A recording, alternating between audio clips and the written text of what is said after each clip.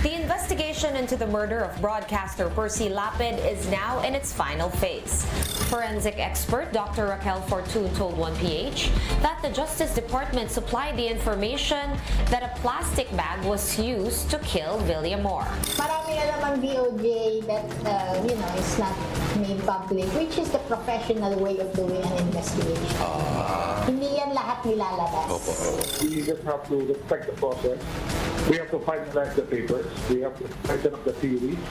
And we don't want any premature releases to this. I think we will finish this by Friday. Will the DOJ be filing additional charges against Bucor officials over lapses in the bilibid? Definitely the lapses are there. They have been established. It's one of the angles that we have covered in this investigation. This week, the Justice Department hopes to file charges against key personalities in a Percy Lapid murder case. Could this include the mastermind? We discuss in this episode of The Chiefs.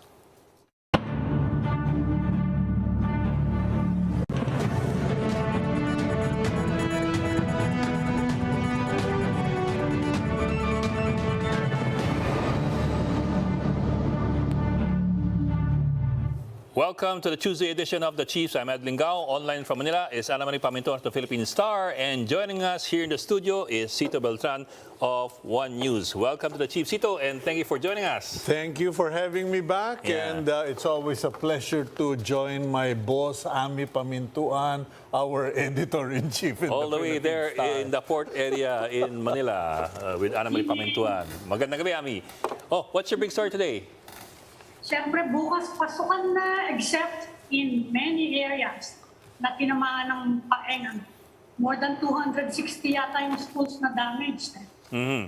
Yeah. Tapos, some areas reverted to alert level 2, so mukhang kailangan ng face masking ibang areas, no? Sa schools. Although, siyempre, ang DepEd will comply with the order na optional indoor masking. Although, palagay ko, maraming mga schools na will still encourage both children and teachers not to continue wearing masks. Just, Cito, I think another thing of significance that happened last night in an interview with Wagpo kagabi, of all programs Wagpo, di ba? Yeah. Ang sabi ni Dr. Raquel Fortun, the DOJ already has in its possession an affidavit that claims that Villamor, the middleman, was killed via plastic bag suffocation. You remember when you invited me the first time here, sabi ko, he died from a pillow fight. That was my way of insinuating Pillow fight. that somebody put a pillow over his head. I'll give you a bit of trivia. Ami, Ed, you may not be aware of it, but Raquel Fortun used to be my player when she was in UP High School basketball. Kanya, Anong dekada yan? huwag ka nang magtanong. Respect your elders, ikaw naman. Oo. Raquel used to play basketball, ha? Yeah, she was a very good basketball player in her time in UP High. A very determined individual, and I'm really so proud of her that she has reached quite a high status in society and is doing a lot of good work for the country. Yeah. Anyway, but that was something of significance last night. Yung nga because before that, nung weekend, what we were only hearing was at least yung part of her autopsy report, which indicated that possibly plastic bag was used. Apparently, that report lang is a supplement to the DOJ affidavit. Well, if you follow most of these autopsies, which I'm kind of, I trip on, there are autopsies? Yeah, there are techniques or ways in the states and developed countries where they can get trace elements. Ewan ko kung napakialaman na yung ilong nung namatay, but they actually swab those nostrils and they can get traces of these plastic chemicals in the nasal passage and in the pharynx, etc. So I suppose Raquel Fortun found it. Well, ang sabi lang kasi ni Raquel, medyo nahirapan siya because it's been more than a week since he died, and there was already an embalmment process involved. So that changes the chemical composition of the body fluid. Yeah, there's decomposition and also Matapang yung formalin. So matapang yung formalin. That But changes a lot of things, luckily, they don't put it in the nose. yeah, that's also true. But you might Pero have... kung may affidavit naman yan madali na may at least may corroborating, di ba? Yeah, yeah. Narong nagtuturo na plastic yan at baka yung mga unang sa bilibid bulok yata. Kaya hindi pwede yung pillow mo. hindi pwede yung pillow fight. Plastic bag. Walang pillow na gano'n ka. Anyway, Magaling kunin yung plastic, parang tokang yan Baka garbage bag. Malay mo, diba? It could be very possible. Anyway, we'll talk more about this in the second half of this show. For the first half, we will be, of course, talking about Paeng and what happened to us over the weekend. Anyway, we will take a break first. We will be joined by our first guest after this short break. So keep it right here on One News.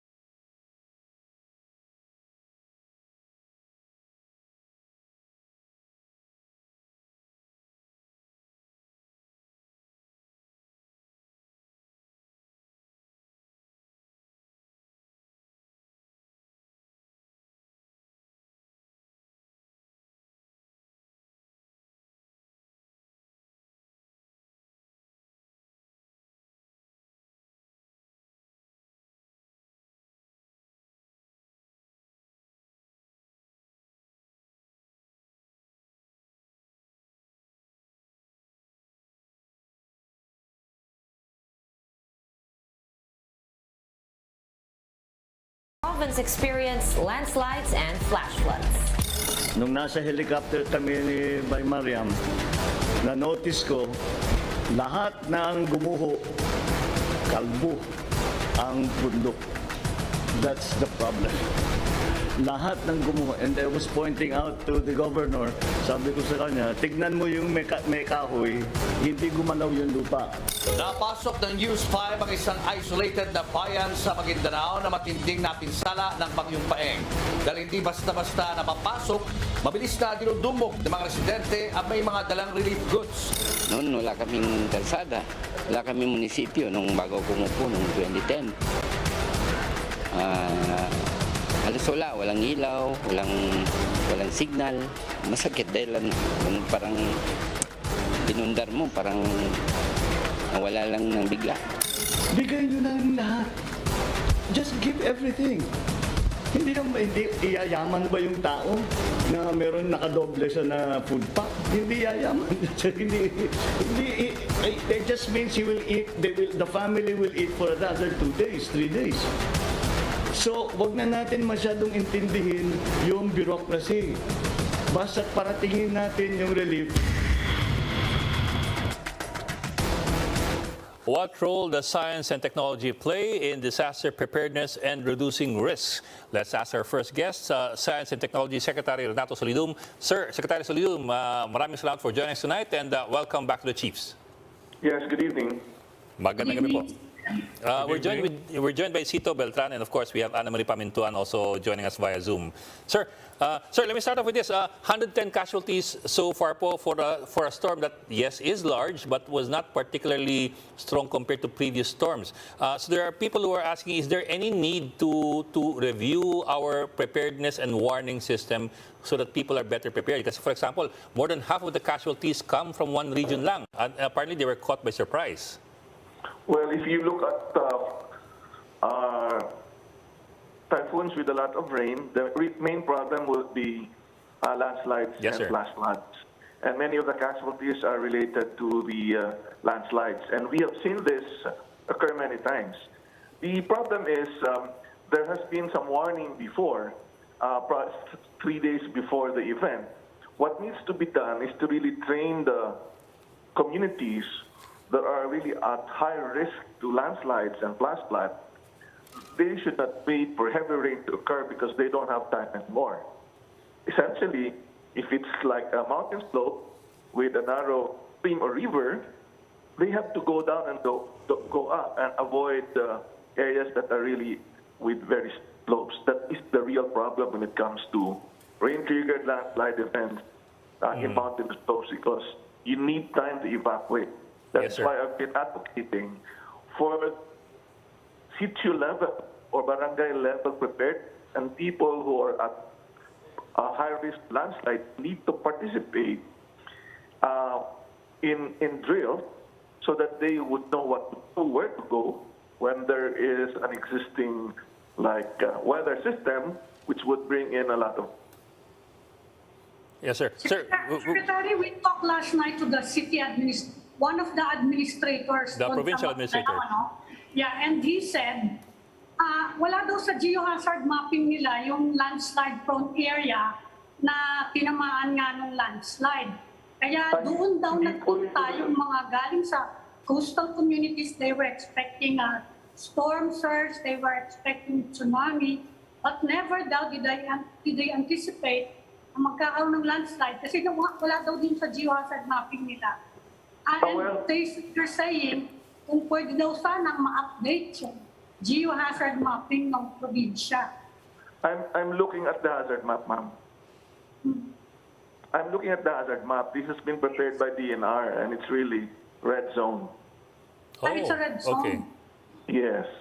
Anong mali doon? Yung interpretation pala ang mali. Most likely kasi kapag sinabi nilang tsunami, there was no earthquake event, so they should not be expecting tsunami.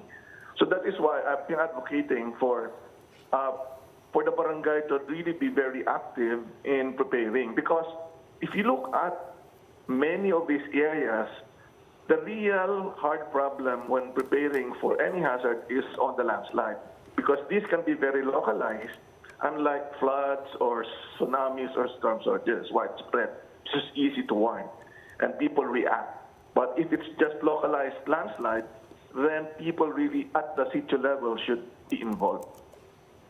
Okay. Secretary Solidum, may I ask, what is your evaluation on the appreciation or the obedience, let's say, of local officials and national officials to the mapping, hazard mapping that you and your fellow scientists have done in the past? Because we do know that there were so many hazard mappings done and there are red zones, so many red zones, but it seems there is no evacuation, no transfer of population centers, etc. Well, first of all, for the long-term, near-term and long-term, this is an effort that we really should have at the national level. We should really pass the national land, because this would now determine which areas can be settled. Marami po mga lugar na may mga taong nakatira pero nasa paanan sila ng bundok, sa matatabunan ng landslide and very near river, prone to flash flood. Second, we really need to have people involved, of course, starting with the disaster managers and local government, but most especially people who will be affected. In my experience, we really need to make sure that people would really know where to go. But first, they need to identify if their houses will be affected by landslide. We have 50 sites in the Philippines where we had formed a local landslide monitoring and preparedness committee. And we really involve those that will be affected by the landslide, and it works very well. Unless the residents and advocates at the CJO level are involved, it will be very difficult to really achieve the not zero casualty, but at least minimum casualty, because the rain can be so widespread, but not all the areas can have landslides. So everyone must be proactive. And so that is really the issue. We need to be making sure that communities have warning and prepared, aware, and drill. So is it safe to say that there is an enforcement problem, that there is no one designated to enforce this rule on what areas can be habitated and what cannot be? Well, I think the issue is there is no land use act yet that must be followed.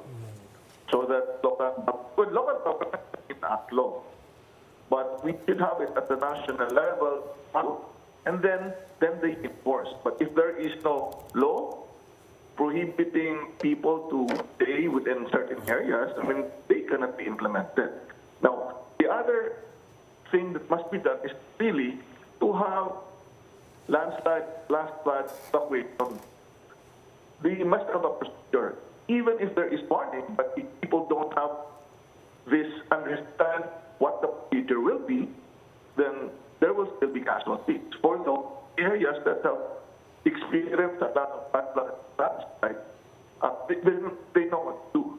They're so well versed with the procedure, but areas that has not been much affected in the past, but if then we don't really expect them to know what they should be doing once there is a warning. Sir, mukhang nga may misunderstanding yung, at least yung doon sa local level, doon sa hazard mapping. Kasi when we were talking to the provincial administrator yesterday, ang ina-emphasize nila was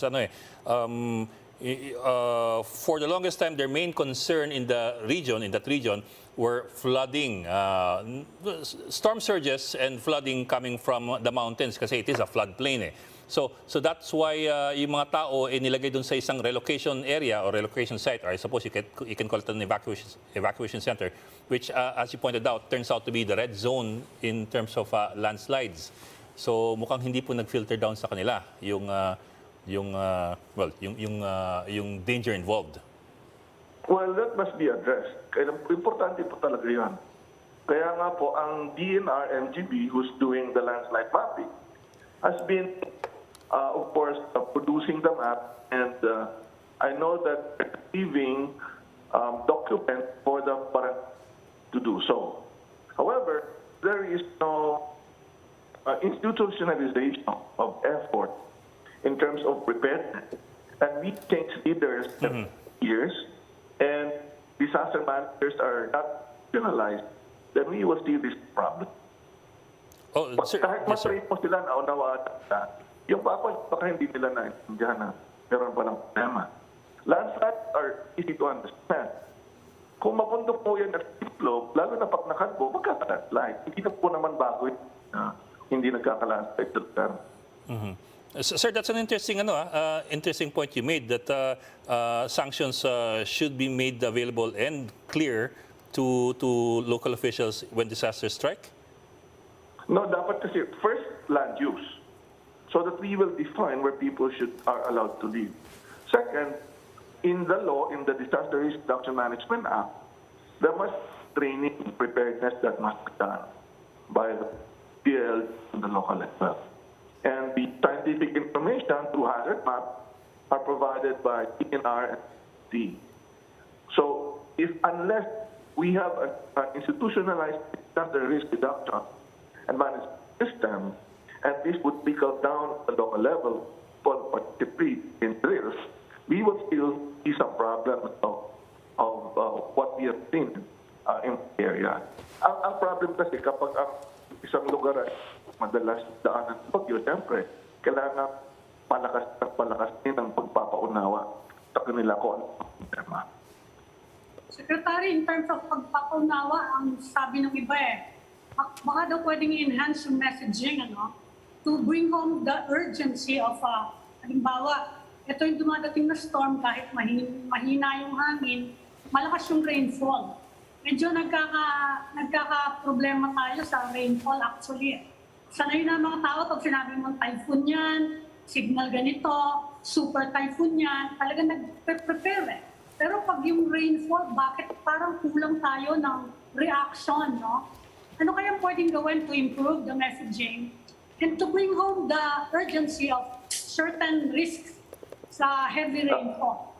Yeah, that is very correct. That is why globally and even here, what we need to do is focus on not simply what the weather will be, but what hazards will the weather and focus on the impact. For example, tropical cyclone Paeng.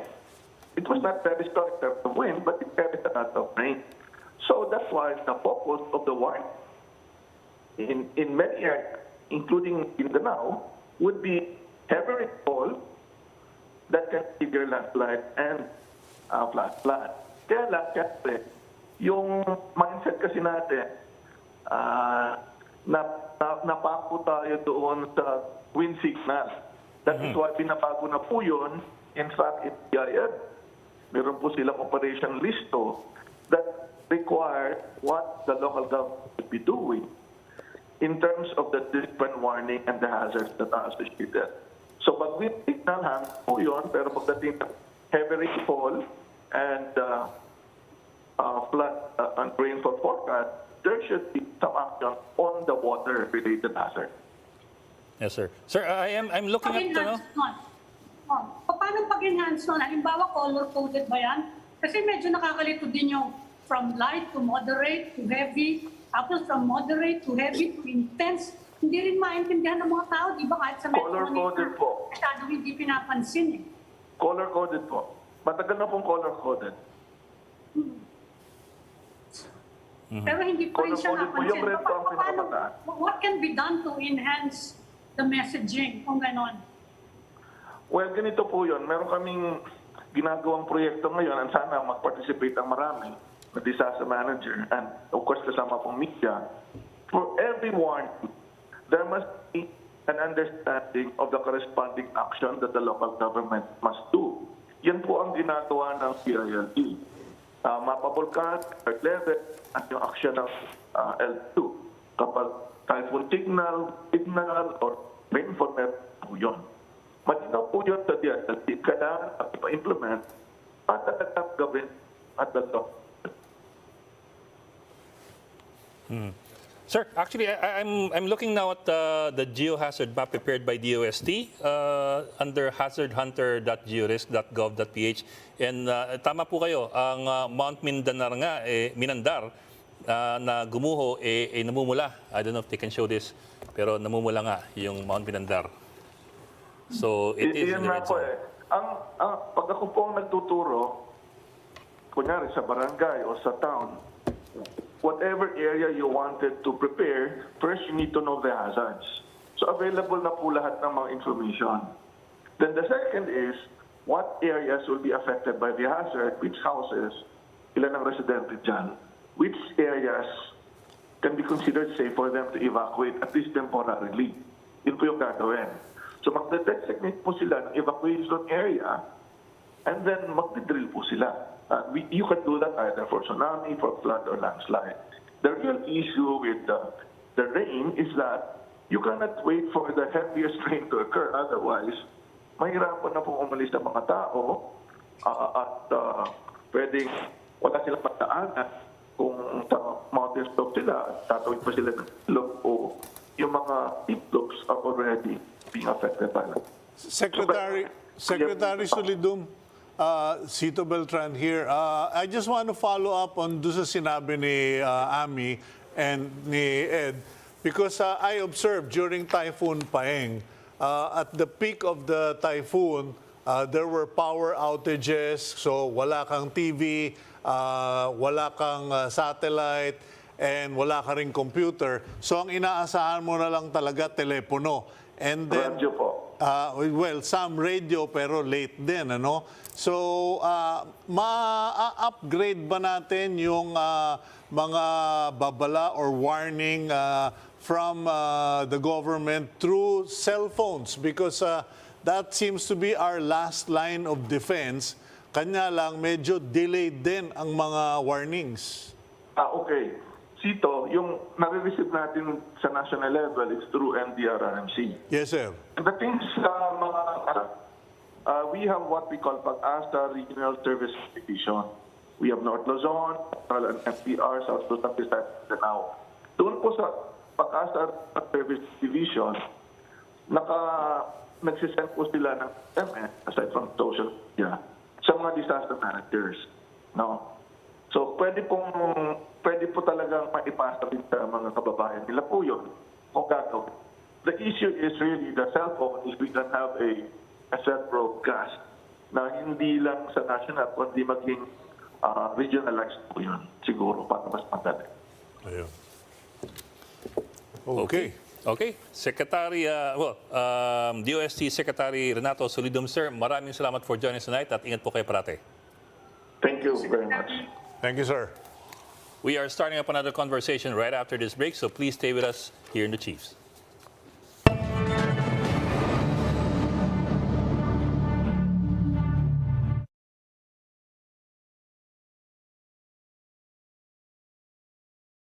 Tama nga naman siya.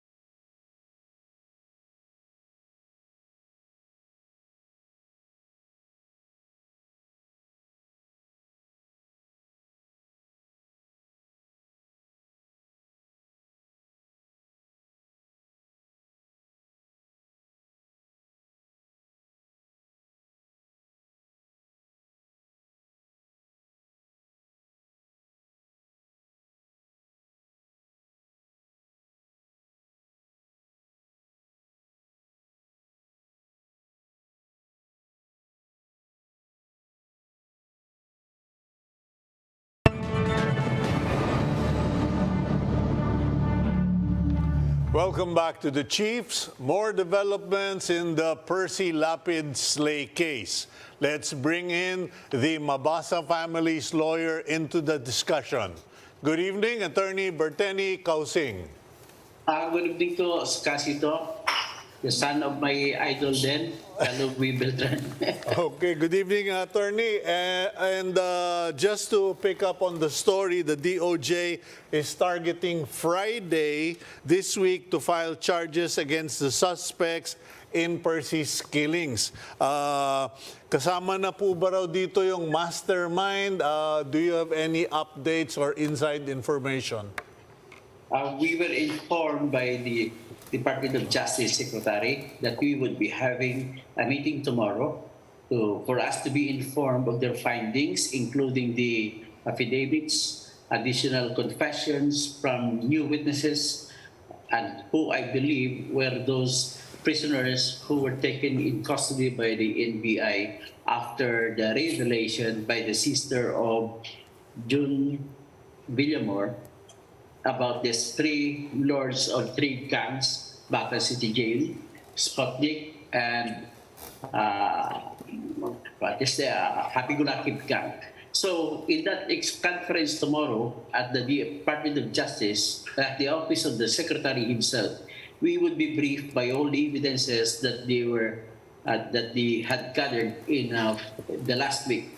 and they promised to give us, and we will be discussing together. Of course, the family would be included in the decision making as to what to do with these persons being seen as probable to be charged with the murder or double murder, because they found out that the death of John Bayamon Igluba was also another murder case.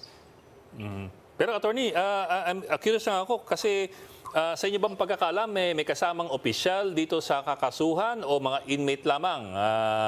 At least, at the very least po yun, meron ba kayong impormasyon kung may kasamang opisyal doon sa kakasuhan? Okay, I just say na I do not want to preempt the secretary, but of course, the evidence so far in our hands, even without this evidence that we expect tomorrow, are sufficient to say there is probable cause for a public officer. For a public officer? I suppose you're referring to Bucor. When I say everybody's guess is also as guess, they could guess it. Sige, tanong ko na lang, attorney. Yung mastermind ba, isa lang o dalawa? Kay Percy Lapid muna. Apart from William. Kay Percy Lapid, it was from the mouth of Secretary Remulla that it has an S, mastermind. So it must be more than one. And of course, judging from the evidence in our hands, we expect one of them, as I said earlier, a public officer is included. Kung habang yung mastermind kay Percy Lapid ay mastermind din kay June Villamor. Of course, that is interconnected, considering that if you want to cover up a lie, another lie is needed to cover it up. So that is how it is interconnected. Tony, hindi ko lang alam kung nabasa ninyo kasi may istorya ang website na Politico. Sinulat ni Nancy Carvajal, yung dating Inquirer reporter na nag-break ng pork barrel scandal noong 2012. Yes. May story siya nung isang araw kung saan ayon sa kanya, kausap niya yung mga opisyal na nakapagbasa ditong mga affidavit na binigay ng mga persons of interest sa DOJ, kung saan daw, di umano, dun sa affidavit daw, ay pinapangalanan ang isang opisyal ng Bucor na malapit sa NOY pinakamataas na opisyal ng Bucor na nagpa-meeting sa mga POI na ito para planuhin. Hindi ko lang alam kung nabasa ninyo yun, pero yun ang kinalalagyan ng... After we talk. Okay, kasi it's interesting in the sense that it seems to tie in with the autopsy report ni Raquel Fortun kasi mukhang binabanggit din doon yung plastic bag. Yes. So we do expect that. So of course, by the nature of things, in the state of affairs like that, for example, one chief, I'm not saying that he is. If the chief may order, he must need another person who is in his office, who is the most trusted by him. That's the law of confidentiality.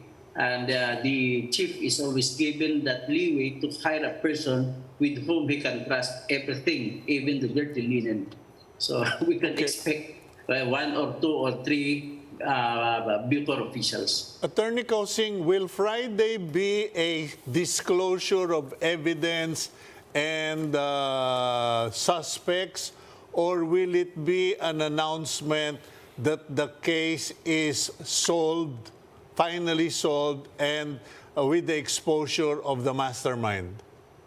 So what we do expect, Casito, is this. Tomorrow, we will be briefed with the evidence that we gathered, and then we will make a decision. Of course, they will consult us because it is the Babasa family is the aggrieved family here. The case cannot stand without the proper person, and so that if that is decided upon, then as promised by the secretary to us, on Friday they will really file that case, and to them maybe that would be their final action on the matter. Of course, we do not foreclose the possibility that there might be another person that may crop up during the trial. And if that is so, then we will just use the procedure in the court to include or to file another case against whoever the person is on top of those alleged masterminds.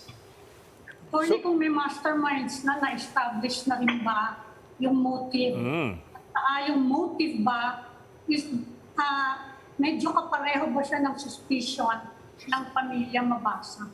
I expect all that the motive is still to silence the press in the person of Mr. Percy Lapid, because if you would really try to scout all the live broadcasts that he did, there is, to us, I was a former, I used editor of People's Tonight. To us, we have that sense or gut to say whether this one is so grave a case for one person that would drive that person into anger that would be sufficient to impel him into killing another person. So with all those, I'm not saying that he is, but there is this one person who was exposed by Mr. Percy Lapid, and I learned later that it was only Percy Lapid among all of us who exposed the same person. So without any other media men exposing him, therefore, and the way I would see it, all others who were hit by Percy Lapid were already callous to the criticism, so that we could not expect them to be resorting to killings. But in this particular person, seldom that you can see that this person has experienced being exposed to or criticized by any media man. Kumusta naman yung mga death threats na natatanggap ng Mabasa family? Related din siya dito sa suspected mastermind na to? May link na ba? We presume, and it is always a presumption, that these death threats, which are still being received until now, to be related to the murder of Mr. Percy Lapid, and then now the murder of Mr. June Gluba Villamor. Pero ibig ko sabihin, may na-establish ba yung physical evidence? Kasi meron daw mga text messages, di ba? Meron mga yes, sa cellphone. Actually, Mami, even if there are cellular phones, cellular numbers, what the best that we can do, we have no expertise on that. We have to submit it to the police or the NBI, because they have the facility in order to discover whatever. Because the technicalities there, the GPS or positioning, global positioning systems, and where did this message was came from when it was called. So, as the most that we can say is we have the cell phone numbers who called up, and it's up to the authorities to find means on how to discover them. But as of now, that is, we do not have any physical evidence to say that these threats are true or not. But if only to say that we are going to the side of safety or security, then we have to presume that it is grave concern for us. Sir, yung bank accounts po, may lino na ho ba? Wala pa ring response from AMLAC kung nakapag-file na sila ng petition with the Court of Appeals to open up these bank accounts? That is one of the discussion points that we will be asking from the DOJ Secretary, because the procedure in doing that is this. It is only the AMLAC that is authorized under the law to file a petition to request for an authority to open bank accounts. And for that AMLAC to do it, it must be filed by its statutory or legal lawyer, that is the Office of the Solicitor General. And there must be a necessity that it must be backed up or supported by a predicate crime. When we say predicate crime, there are so many: kidnapping, murder, or whatever, or terrorism. Then this is a murder which is sufficient for the Court of Appeal to immediately issue an authority for AMLAC to conduct investigation into the accounts, to know where it comes from, these funds, what account was that used, in order for us to see the web of transactions going into the BDO savings bank account to Mr. Joel Iscariot. Sir, wala pa rin doon sa Solgen? Iyan ba ibig niyo sabihin na hindi pa rin umabot sa Solgen yung proseso? Kasi sabi nga ninyo, there is a process and in the end it boils down to the Court of Appeals. Pero before it gets there, Solgen, AMLAC and CA. I was wondering lang kung umaandar na siya, hindi pa o hindi pa? So anyway, I have no personal idea whether the Solicitor General already filed the petition, but if we will know that there was none, the family as an aggrieved party can also file a petition to the AMLAC to authorize the Office of Solicitor General to file a petition, because that is supposed to be the job of the NBI or the PNP. Yes, sir. Yes, sir. Investigators. Yes, sir. Well, I asked kasi ilang linggo na rin magmula nung napatay si Mr. Percy Lapid.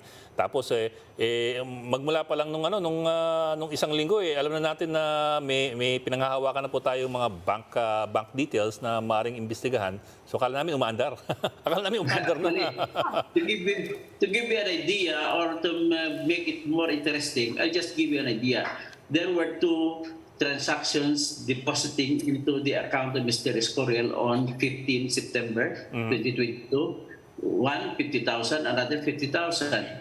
And if you look at your passbook, in the first column, you can see the dates of the transaction. In the second column, you can see the type of transaction. In the third column, the withdrawals. The fourth column, deposit. And the fifth column is the total or the balance for that particular date. Now, in this case, the 250,000 pesos that were deposited into the account of Joel Escorial were labeled as REM in the transaction code. So when I researched on what REM mean, it is actually defining that it is a remittance from another branch of the BPO going to the branch where that account of Joel Escorial was maintained or opened. And that remittance, it is usually in the form of check. So if it is in the form of check, it must have names. That is what we are running after. And the signature. Hindi pa kayo na-update? Kasi sabi sa amin ng PNP, di ba? Si Colonel Fajardo, sabi niya inumpisa na daw yung financial investigation And sabi ni Senator Franklin Drilon, AMLAC doesn't even have to wait for any petition. Pwede daw mag-motu proprio investigation. Actually, we were promised during the last preliminary investigation hearing last October 17 by the police that they will be submitting in the next hearing, which is set for November 4, this coming week. They will be submitting that AMLAC report, the report statement of accounts coming from BDO, and then they also promised to submit the telco analysis made by Anti-Cybercrime Group of the Philippine National Police, scouring into the cellular phone numbers given by Mr. Joel Escorial. So those were the three things that they promised, and we expect this to be presented on Thursday. Kasi yung sinasabi na Pico, may posibilidad daw that it could be a wider conspiracy. Walang galing pa sa labas yung bayan. Kasi kung within the Bucor, bakit mo pa padadaanin sa bank account, di ba? Well, that is supposed to be that is always God's blessing in order for truth to be discovered, we do believe. Maybe in the information that I got, this is not an official information, but this is an information that I would be disclosing to this secretary tomorrow. I got a message that the one who deposited the money is a person who is a staff of that person we are looking at. Staff. So Bucor official. Maybe. Well, that's the only organization we're talking about, attorney. Actually, if we talk about staff, if you happen to get a chance of getting inside NBP, for example, there is that basketball court and there is that fast food, which is business, and we are supposed to believe that the restaurant business or fast food or karindira business was given the blessing by whoever is the boss in that colony, so that the staff could include not a government employee but a staff of a stall or a store inside that colony. Sir, just to be clear, you're saying na the deposit was made by a staff member of the Carinderia in the premises of the Bilibid. That is actually, to tell you the truth, honestly, that is the information that I got. Concessionaire. May nagbayad pala for the mastermind. Kasi nagtatanungan din medyo malaki din naman yung 550,000. O ganun pala yun. So actually, this is my only own gathering of information. I will share it to you because the information that I gathered almost jive, to tell you the truth, with the information gathered by the Department of Justice, and we will be comparing notes tomorrow. And actually, the PDLs, if you see PDLs, these are the persons deprived of liberty. That is now the modern term for the prisoners. They pulled their money in order to finance the payment for the gunman who would be tasked to kill Percy Lapid.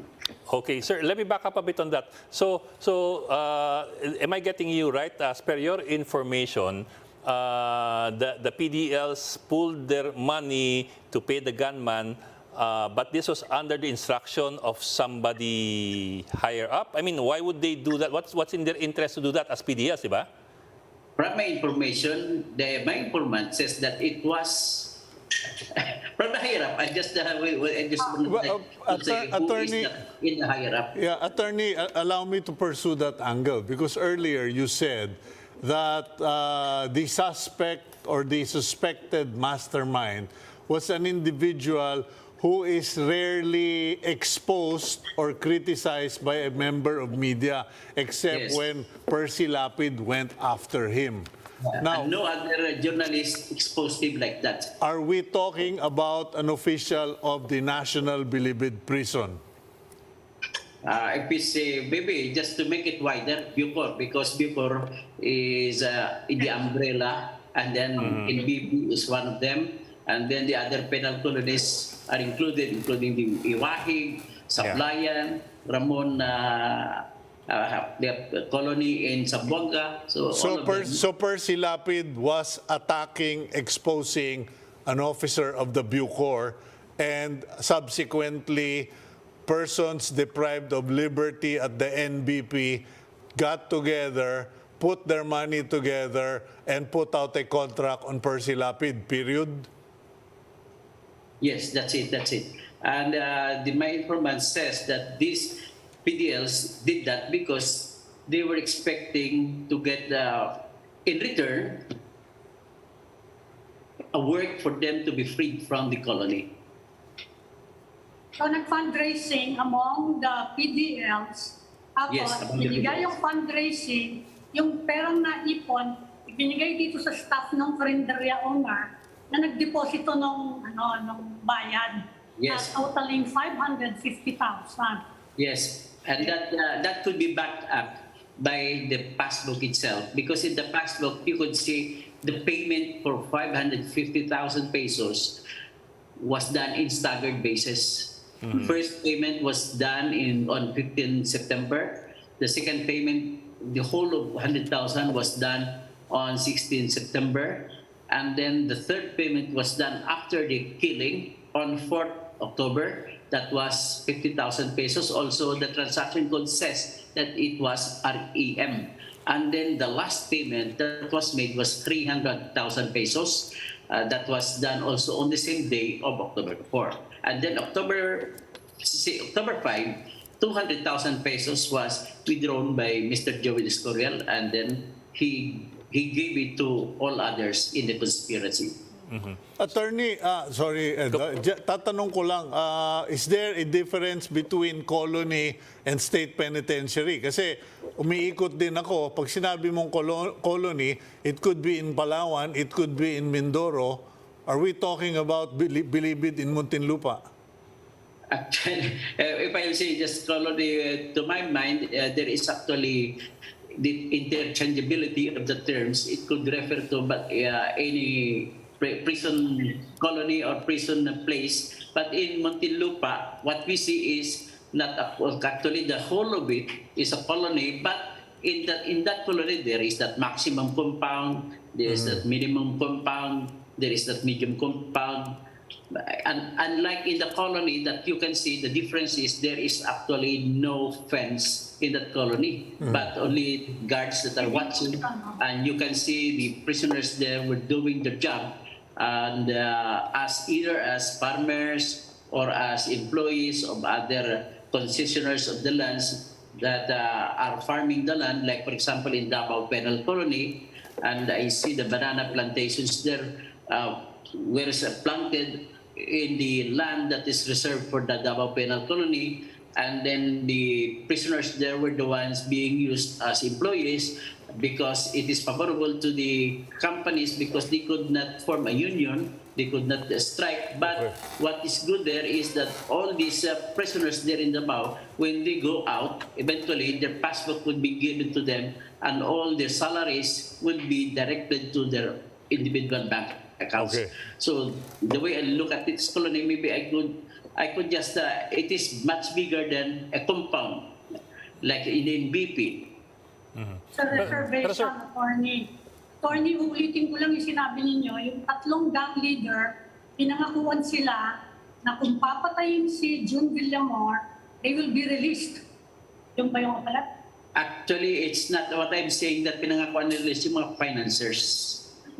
Ayong financier. The informant told me that one of them gave even a fortuner in exchange for freedom. So if you could recall back during the time of Paeldon, there was that controversy in the good conduct time allowance. There was that misconception or confusion on how to interpret the good conduct time allowance, an error which I can attribute to the makers, to the lawmakers, because the law that is stated is so vague that it was taken advantage of by the leaders of the Bicor, even during the time of Bato, during the time of Feldon. And if you notice, on February 11, 2019, Attorney Frederick Santos was killed when he was fetching his daughter. And Attorney Frederick Santos was the chief of the legal division of Bicor then. And he claimed during the Senate hearing that he was not consulted to with regard to the GCTE interpretation. So you could just see there the problem. Sir, so bale, in the end, sino ang mastermind? Yung PDS ba yung mastermind o sila lamang yung fundraiser? Sila lamang yung namahala doon sa pagkuha ng pera para ipatupad ang krimen. O yung mastermind ba yung nag-utos sa kanila? May nag-utos ba sa kanila? Of course they were requested, quote unquote, by the mastermind to pull the money and then to finance the kill contract. So if I may add, let me just bring you to September 5, 2022. It was the day when Mr. Percy Lapid live streamed his program showing the video taken of a subdivision, a house of that man he called as Lalaking Cinderella ng DOJ. And then there were cars lined up on the side of the road on the side of that house. So it was also on September 5, according to Mr. Joel Escorial, that he was called and asked to accept the contract to kill Percy Lapid. So sir, yung isasabi niyo, yung mastermind wala siyang ginastos, wala siyang nilabas na pera. Yes, sa lagay niya siya pa yung nagpa-fundraising para wala siyang ilalabas. Yun ang ibig sabihin. Apparently. So would all of that hold water in court? Kasi there is a level of deniability, Attorney Causing. Anyway, that would depend actually on the evidence that were gathered by the DOJ, by the police. But as I told earlier, these latest stories that I told you were only given to me by an informant. I said a while ago that I will be submitting this information, pieces of information to the Secretary in order for them to use their facilities, investigative powers to validate this information. Okay. Sir, are your informants the same as the informants of the DOJ by any chance? Or are they separate individuals? I do not have any idea. But the only thing that I can see, the informant who told me was the same informant who told Mr. Percy Lapid as his material or content when he hit or criticized Mr. Bantag. Okay. Attorney, kumusta naman yung death threats sa kela Roy Mabasa? Tuloy-tuloy pa rin ba yung death threats? Well, Are they now? I've talked to him an hour ago and he says there is still the threat. And of course, although on my end there is no threat, but of course, I knew for a fact that when Mr. Percy Lapid was shot dead, there was no threat that was given to him. So let us better be conscious and in all the time. And I do believe that the best defense of any person against this kind of threat is presence of mind. Always presence of mind. Okay. Attorney Bert Toto Causing, sir, maraming salamat for joining us tonight at ingat po. And we hope to have you again soon. Ay, sige. Sana yung threat sa'yo, Mr. Ed, wala rin. Ingat po. Okay, thank you. And that's it for the Chiefs. We hope as a discussion we'll keep the conversation going. I'm Ed Lingao. I'm Cito Beltran of One News. I'm Pamintuan of the Philippine Star. We are One News, all sides, all the time.